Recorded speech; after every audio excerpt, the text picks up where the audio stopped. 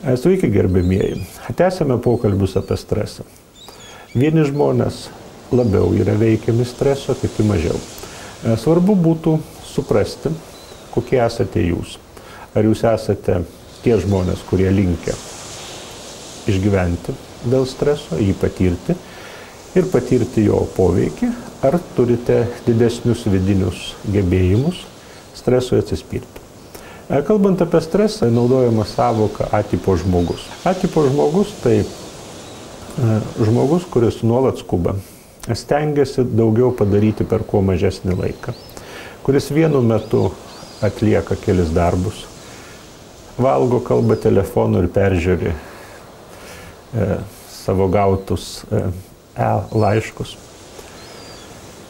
kuris atostogą supranta kaip tuščią laiko leidimą, dirba ir savaitgaliais. Na, pavyzdžiui, jeigu jūs šiandieną važiuodami į darbą keletą kartų keitėte eilę, veikiausiai atvažiavot net 1-2 minutėmis greičiau.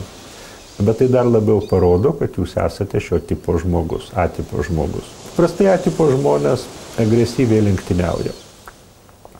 Ir jeigu jų paklausia, ar jis yra agresyvus, toks žmogus pasakys, ne, ką jūs, aš esu labai draugiškas, bet ką aš turiu daryti, jeigu mano bendradarbiai yra daug žemesnės moralės už mane ir nieko neišmanantis. O šiaip aš esu labai draugiškas ir nuolaidus.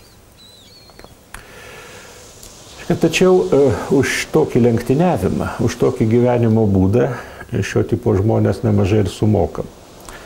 Tai gyvenimas tarsi vienu metu spaudžiant du automobilio pedalus. Tačiau už tokį gyvenimo būdą nemažai ir sumokama.